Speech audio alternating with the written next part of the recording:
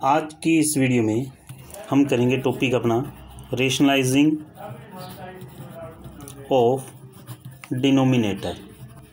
Rationalising of denominator, rationalising numerator का भी हो सकता है, लेकिन अपने टॉपिक में सिर्फ डिनोमिनेटर का है। अगर डिनोमिनेटर पर इरेशनल नंबर आ जाए, यानी कि उसको वहाँ से रिमूव करना है।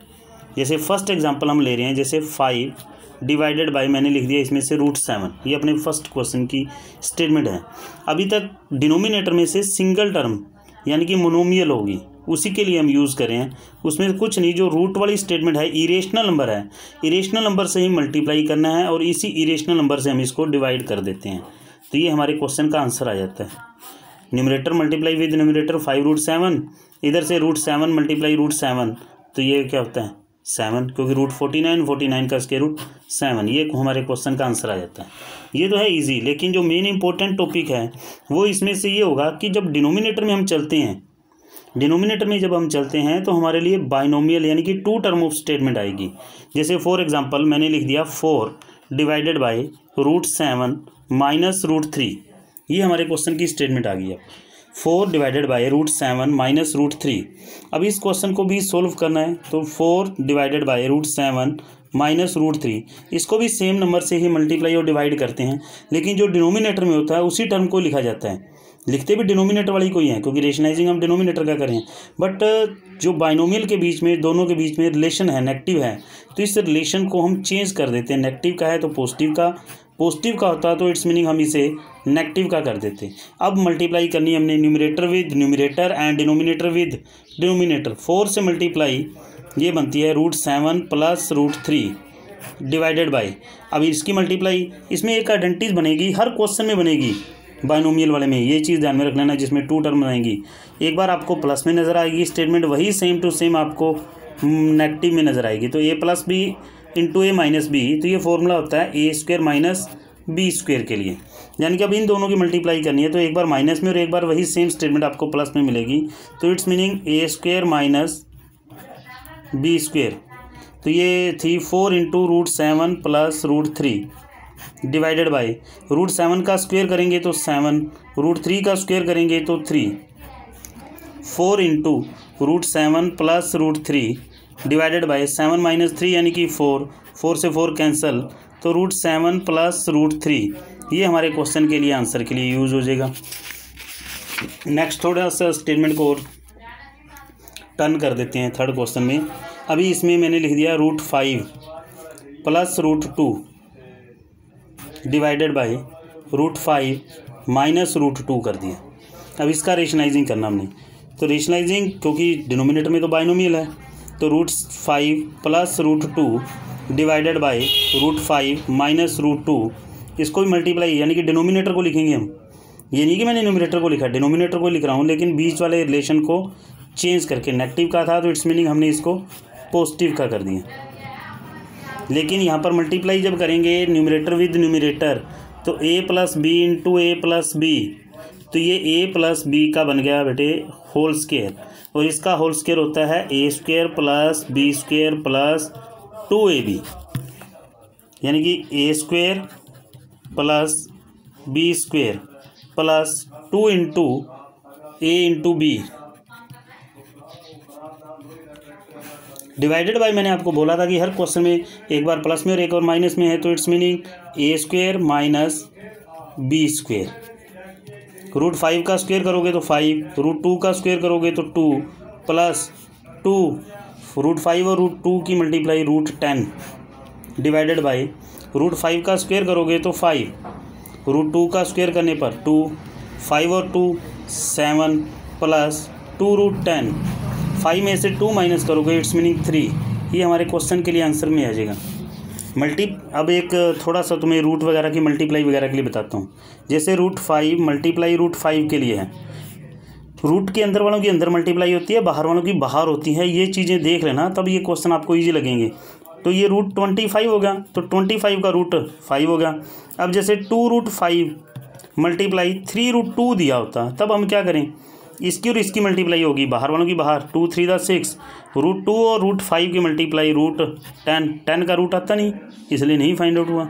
अब इसी तरह से ही क्वेश्चन के अंदर कुछ भी दिया जाए वो इसी के अकॉर्डिंग टू चलना है। अब ये चीज़ तुमने ध्यान में रखनी है। अब टर्म हमने बना ली, जैसे 4√7 मल्टीप्लाई 3√7 लिख दिया मैंने।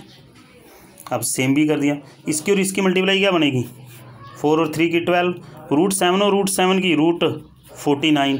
अब इन दोनों के बीच में रिलेशन मल्टीप्लाई का होता है, तो √49 का रूट फाइंड आउट करोगे तो क्या आएगा, 7 आएगा, यानी कि इसकी मल्टीप्लाई क्या बनेगी, 84। ये चीज़ें ध्यान में रखना है। लेकिन ऐड और सब्ट्रैक्ट का रूल अलग होता है। ऐड और सब्ट्रैक्ट में अगर ये टर्म ऐसे होती तो आप इसको ऐड या सब्ट्रैक्ट नहीं कर सकते थे, ऐसी कैसी रहेगी।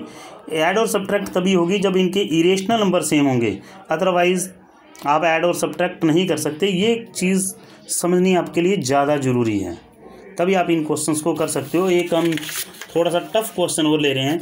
मान लीजिए कि क्वेश्चन ट्रिनोमियल 3 टर्म्स के अंदर भी आ जाए, जैसे लास्ट एग्जांपल हम इसी में से ले रहे हैं, अपना 4th एग्जांपल, जैसे कि 5 डिवाइडेड बाय √7, यहाँ पे माइनस हो प्लस हो उन चीज़ों से कुछ फ़र्क नहीं पड़ता इसमें से। यहाँ पे मैंने 2 लिख दिया प्लस √3 लिख दिया, 3 टर्म्स बन गई। अब 2 आगे हो या किसी भी तरह से हो, किसके ऊपर रूट है या नहीं है।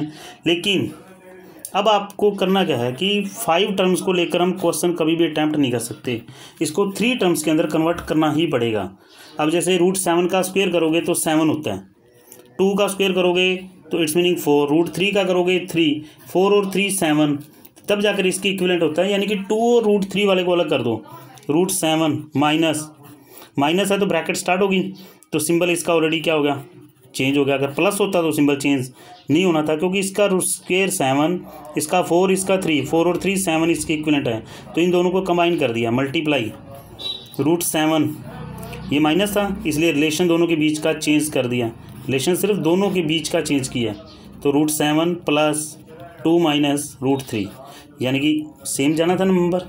इसकी 5 की जो ऊपर तो 5 है, 5 की मल्टीप्लाई √7 प्लस 2 माइनस √3 के साथ होगी, डिवाइडेड बाय एक बार प्लस में है a माइनस बी, ये टोटल b बनेगा, ये a प्लस b बनेगा, तो इसके लिए हम यूज़ करते हैं a² minus b²। 5 into √7 plus 2 minus √3 divided by √7 का स्क्वायर करेंगे तो 7, फिर माइनस इधर से a माइनस बी का होल स्क्वायर, जिसके लिए यूज़ करते हैं हम a² plus b² minus 2ab, ये बनेगा। लेकिन अब ब्रैकेट के बाहर माइनस है तो इट्स मीनिंग इसके सिंबल तो चेंज बनते हैं, इसके सिंबल चेंज कर दीजिए, 7 माइनस 4 माइनस 3 प्लस 4√3, ये 7 से 7, अभी भी बाई में रूट है, यानी कि अभी भी आपको रेशनलाइजिंग करना पड़ेगा। साथ में इस 5 की मल्टीप्लाई कर दो इनके साथ, 5√7 plus 5 to the 10 minus 5√3 divided by 4√3, ये टर्म है, मल्टीप्लाई।